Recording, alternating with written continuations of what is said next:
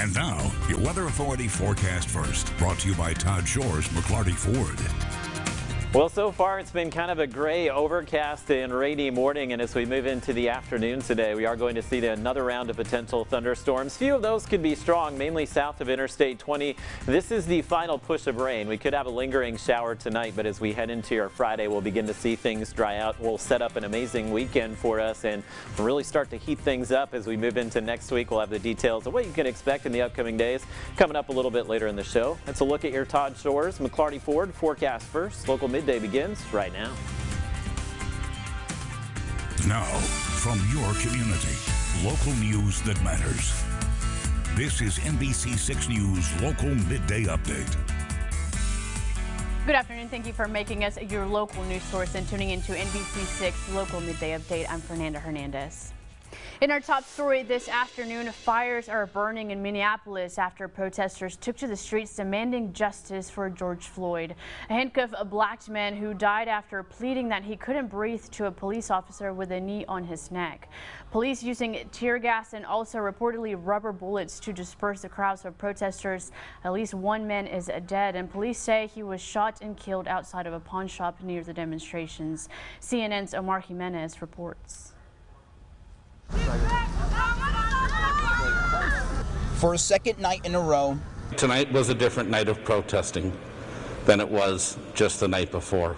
Minnesotans take to the streets over the death of one of their own, George Floyd.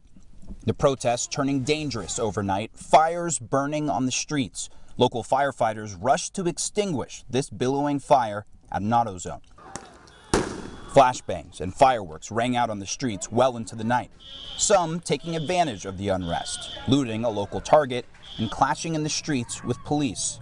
Emblematic of a pain felt in this community and beyond over how in just a matter of minutes, the 46-year-old father of two went from pleading for help to what eventually became an eternal silence. I'm going to hear my man say this. I can't breathe. I want my mama. And I'm coming to find out that this man who died 2 years on the day that his mom died, I'm a mama's boy, bro. It's like that hurts me deep down inside, bro. And like something needs to be done, or something needs to be done. Williams says none of the officers responded to his pleas to let up at the scene. The mayor of Minneapolis is now calling for charges to be filed.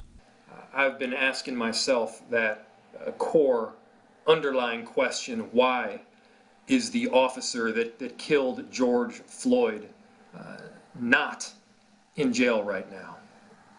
And I can't answer that question. Newly released records from the Minneapolis Fire Department show when medics got to the scene, they were working on a, quote, unresponsive, pulseless male. Floyd was declared dead later on at a nearby hospital. The circumstances that led to the encounter is among what investigators are trying to understand, including at the FBI and the Minnesota Bureau of Criminal Apprehension. All of it circling the question of whether the 4 officers involved will face more than just being fired. Criminal charges. That includes Officer Derek Chauvin, the man seen on video restraining Floyd with his knee, according to his attorney. The Police Officers Federation of Minneapolis says the officers are cooperating with the investigation. The Floyd family wants murder charges to be filed. It hurts me that I am crying on TV, another black family going through this nonsense. And within the community, a pain persists. As a black community, as America, we a family. We got to make a change, bro. And meanwhile, back home, Shreveport Police Chief Ben Raymond has ordered an administrative investigation into an SPD officer. This after a Facebook post regarding the death of George Floyd. According to CPL Angie Wilhite, Sergeant Brent Mason has been placed on departmental leave to determine if Mason violated the department's social media policy. In the Facebook post, which has since been deleted, Mason says he's been part of the Shreveport Police Department for 25 years and training officers for 12 years. In his post, Mason says, quote, "This was a mistake or misstep, not an act of murder," end quote. This when referring to the death of George Floyd. We have reached out for a comment from the SPD on this incident, and according to Wilhite, a comment from the chief during this time will be in violation of the officer's Bill of Rights in the administrative investigation. And happening now, a local hospital is offering free COVID-19 tests to the community. Starting today, Ochsner LSU Health Shreveport is providing testing at different locations throughout the city. Tests are available at Peaceful Rest Baptist Church and Bill Cockrell Park from 9 a.m. into 4 p.m. It's open to Louisiana residents who are at least 2 years old. It's critical that people come get tested even if they don't have symptoms. This allows us to identify people who might otherwise be spreading the virus and allows them to self-quarantine in order to avoid spreading it to other people. Today and Friday, you must bring an ID and insurance card if you have one. No one will be turned away based on insurance status, and results are available by phone within 24 to 72 hours. Also happening right now, another mobile testing site at Caddo Magnet High. The testing ends at 5 p.m. today. Walk-ins are welcome, and again, be sure to bring in a valid ID. They are also testing there are other sites also testing that are happening through the rest of this week. You can find a complete list on our website, arclatexhomepage.com. And some good news for Caddo Parish. According to the Caddo Parish Coroner's Office, no new deaths from coronavirus have been reported in the last 3 days. Caddo Parish's death toll reached 191 as of May 24th. The first death occurred March 24th. And here in Louisiana, the total number of cases in the state now over 38,000. The death toll now standing at 2,635, and Caddo Parish accounts for 2,400 cases and 191 deaths.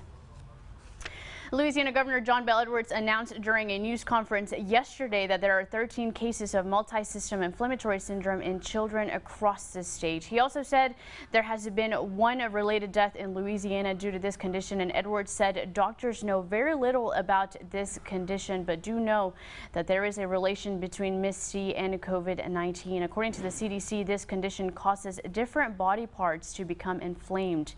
Many children with multi-system inflammatory syndrome had the virus that causes COVID-19 or had been around someone with COVID-19.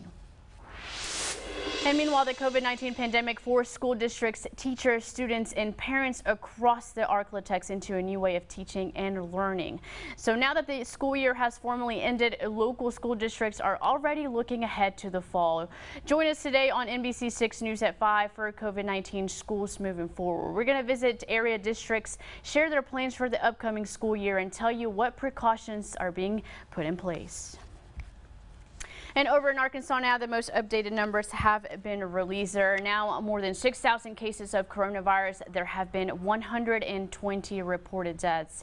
Governor Hutchinson will be giving a COVID-19 update at 1:30 p.m. this afternoon. Of course, you can watch that live on our website, arclatexhomepage.com. And NBC6 is your local election headquarters, and a group hoping to gather enough signatures to put nonpartisan restrictions on the ballot get a big win in the federal courts this week. COVID-19 is limiting the ability for canvassing, meaning groups have a tough time getting the minimum required signatures to get an issue on the November ballot. After filing a lawsuit, Arkansas Voters First waited on the federal court's ruling, and now a witness isn't required. The collection process, meaning voters can sign the petition at home and mail it in, and the signature will still count. And in Texas, here's a look at the new coronavirus numbers there. There are now more than 57,000 cases statewide, 1,562 deaths so far. And the Texas Health and Human Services Department reports more than 37,000 people have recovered from the virus. And the Texas Department of Public Safety driver's license offices in Northeast Texas will reopen, but with limited services this beginning June 3rd. Customers can begin scheduling appointments through the DPS website starting on May 29th at 1 p.m. Services will be limited to customers with appointments only who are seeking a first-time Texas DL, a CDL, a learner's license, or identification card, as well as those who need to take a driving test. Customers must pay with a credit card, check, or a money order. No cash payments will be received. And over in Titus County, Texas, a Chamber of Commerce is giving money to small businesses in need during the COVID-19 pandemic. The Mount Pleasant Chamber of Commerce originally set aside $25,000 to donate, but that amount doubled when Mount Pleasant Economic Development Corporation decided to match that contribution. Any business that receives funding has to wait 45 days to apply for additional money, and there is no limit on the number of times you can apply. In order to qualify, the business must have an address within the city or county limits. And meanwhile, a spike in COVID-19 cases is frustrating local leaders. Titus County now has more positive cases than any other East Texas county, reaching to more than 300. Most of them can be traced back to the meat processing industry, with similar outbreaks in Panola and Shelby counties. KETK's My Owens explains why the county judge says the testing process is only making matters worse. A sudden surge in positive cases, leaving some local leaders worried and frustrated. But it's rapidly going up. We still have a significant number of outstanding tests that we have not received results from. Creating a mobile testing site at the Mount Pleasant Civic Center. 2 weeks later, they're just now starting to receive some of those results. Where are you seeing this spike in cases? Until I can get those test results, I can't even answer that question. County Judge Brian Lee says it's hard to take aggressive action against the spread of COVID-19 if he doesn't know where the majority of the patients are contracting the virus, pointing to the backlog of COVID-19 tests as the root of the problem. What we would like to see is some final numbers coming in a lot more regularly and a lot quicker. I think it's pockets. I don't think it's a statewide issue. It's a very large task. We're testing tens of thousands of people a day. The delay is happening across the state. Processing plants are also being put under the microscope. A suspected hotspot in Mount Pleasant is the Pilgrims Pride poultry plant. Pilgrims Pride releasing a statement saying in part, the company is closely monitoring the coronavirus situation in the communities where we live and work. And increased safety measures are being taken, including travel and visitor restrictions and enhanced sanitation efforts. Pilgrims Pride wants to comply. They want the help of the state. They wanted to get this testing done. So after disrupting that plant for 2 full days last week, and then we can't even get results a week later, it makes everybody here go, what's the point? Judge Lee says every employee has been tested. Now, like the rest of the state, he waits.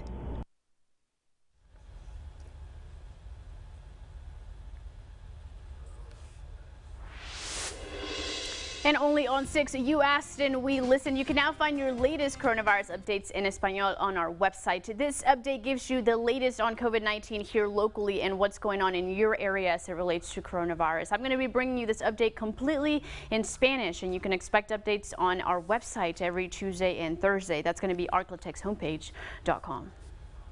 And as the fight against COVID-19 continues, the Keep Calm Through COVID hotline is still open and available. Mental health and substance abuse counselors are available 24 hours a day, 7 days a week. This service is available to you at no charge, and you're seeing that phone number on your screen. And stay with us. We have a full check of your forecast coming up next, and new footage has been released on a controversial arrest that took place in Midland, Texas. We're going to share that with you coming up next. And later, theme parks are opening back up, but with some restrictions. We're going to tell you who and what those are later in the show. Stick around.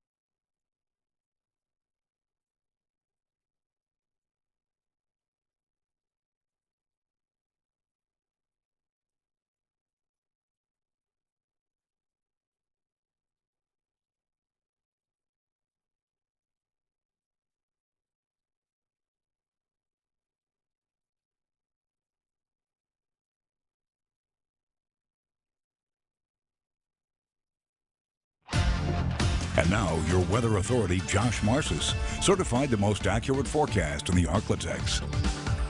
Well, welcome back. So far today, we've had enough rain and cloud cover to kind of hold the temperatures down this morning, and enjoying at least one more day of the cooler kind of late May temperatures here, as we are going to start a warming trend tomorrow as all this rain comes to an end and really turn up the heat as we move into next week. So your highs today pretty manageable, as most of us will be in the 70s and a few locations in the low 80s today. And the rain that we do see pop up this afternoon, we could see a few showers potentially roll into the overnight hours. So I think once we move into tomorrow morning, should begin to see things dry out. So we do have this area of low pressure continues to keep the rain in the forecast, at least for the rest of the day today. Big ridge of high pressure out to the west. That's what will kind of scoot in and dry us out in the upcoming days and bring a return of the heat next week. So here's a look at your Robbins Toyota Futurecast for today. It does show a few pop-up showers and storms as we start to warm temperatures up a bit. We'll continue to see that as we go through the afternoon and evening. If we do see any strong storms today, it would likely be south of Interstate 20. That's where potentially we could see a few high wind gusts with these storms. Really not too concerned about any potential flash flooding here, but some locations you get a pretty good thunderstorm rolling over.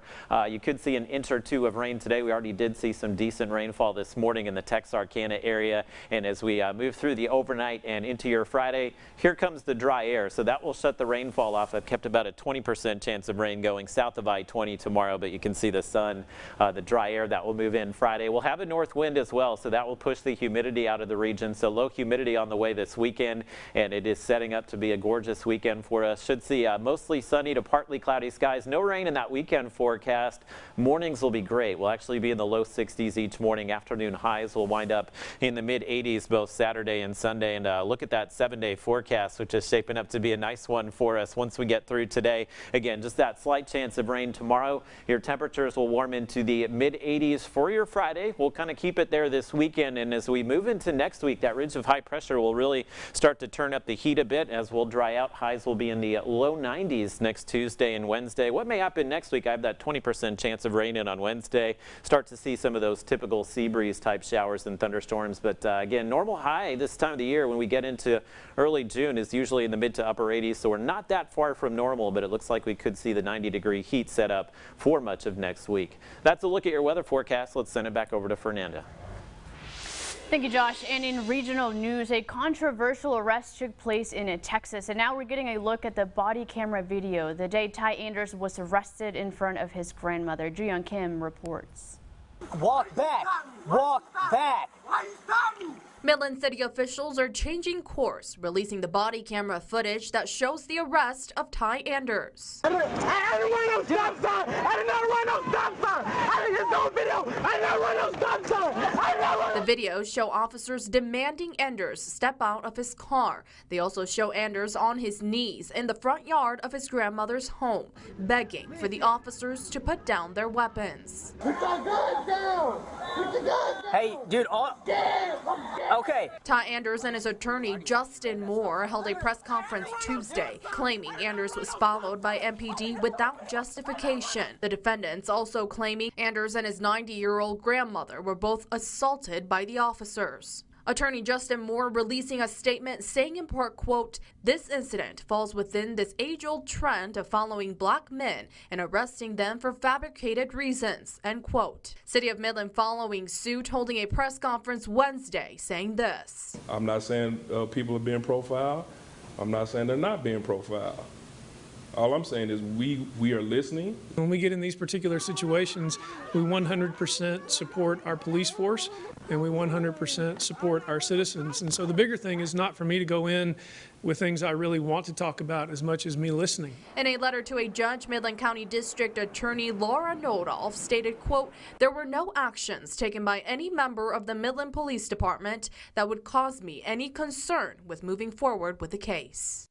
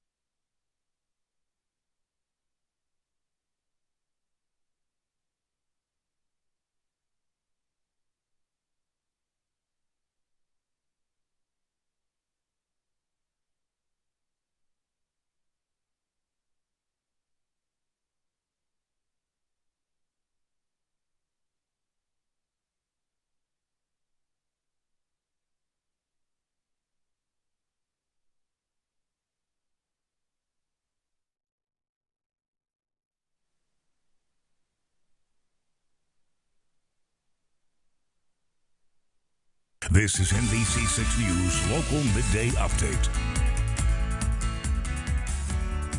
Welcome back. In your consumer news, Nissan says it will slash production capacity by 20% and will shut down its vehicle manufacturing plant in Barcelona.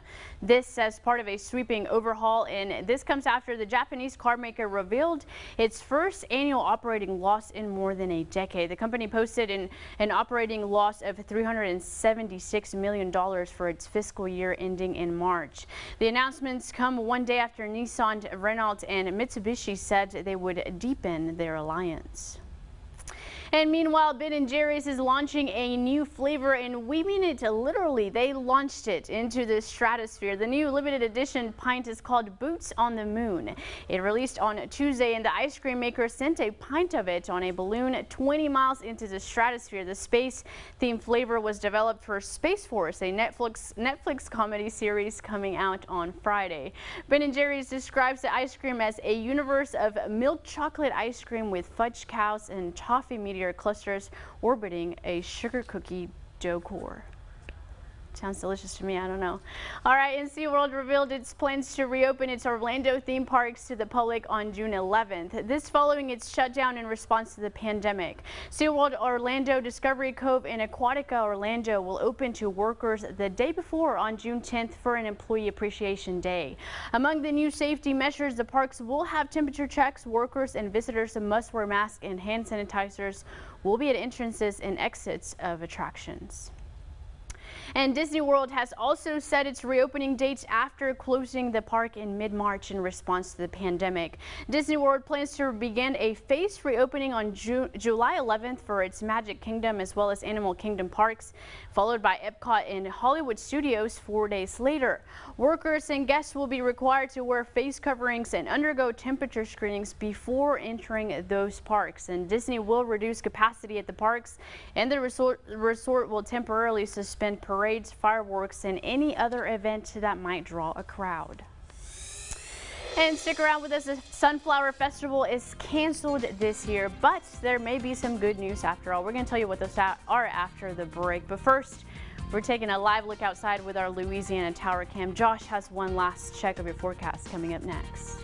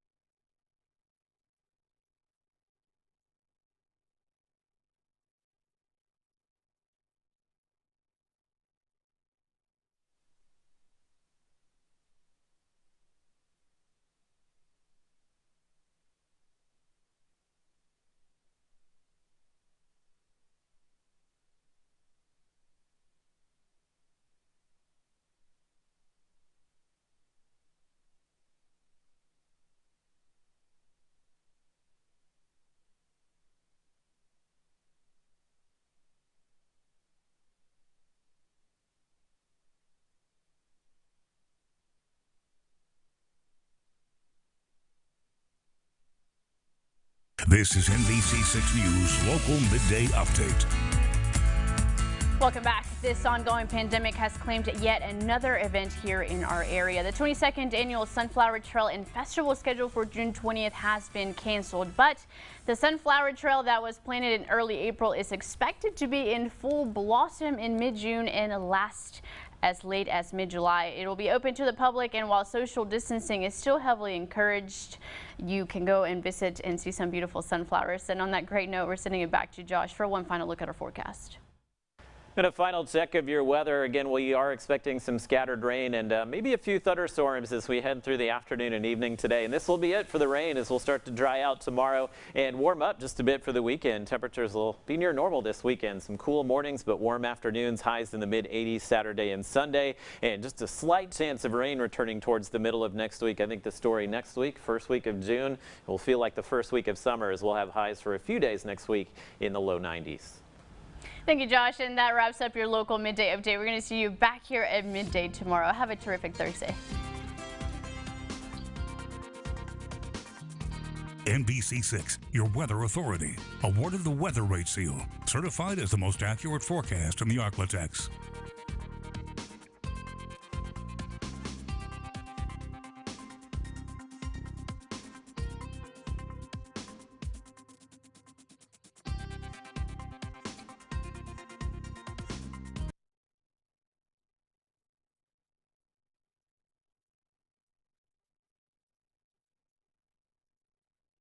Let me print it out.